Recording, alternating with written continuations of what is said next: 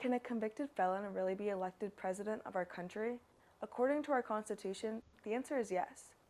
Fact-checking site Snopes confirmed President Donald Trump's conviction for May 30th, 2024 on all 34 counts of falsifying business records to pay porn star Stormy Daniels $130,000 right before the 2016 election in an effort to cover up their sexual encounter.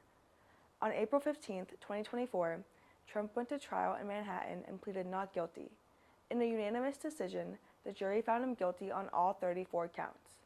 In November 2024, Trump became the first convicted felon elected president of the United States. 7 months later, people still claim that Trump is innocent. Ex-user, and then 63, who goes by Anna, posted, "No, Trump is not a felon. Allegations and convictions need to adhere to proper law and procedure before any conviction is legitimate." But the left promoted all such fake allegations and fake convictions, just so you could call Trump a criminal. American idiots believed it. Anna wasn't the only skeptic of the trial. Trump's campaign misled his supporters after the verdict by emailing them, "I am a political prisoner."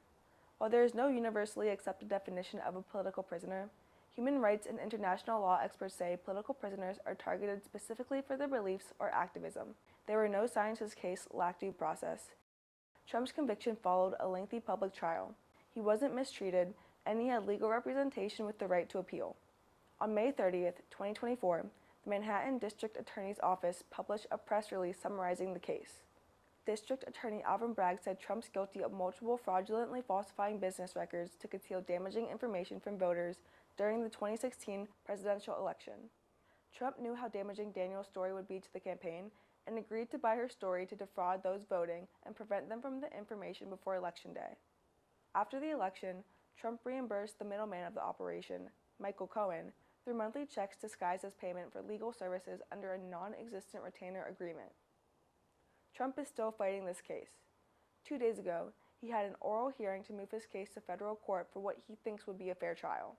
Trump's attorney, Jeffrey Wall, says federal officers are entitled to a federal forum, not to have those arguments heard in state court. The judges have yet to rule, but they said they would take his argument under advisement. Trump's previous 2 appeals were denied because the district court judge ruled that the crime occurred before he was a federal official. Bragg responded, "There are many voices out there, but the only voice that matters is the voice of the jury, and the jury has spoken."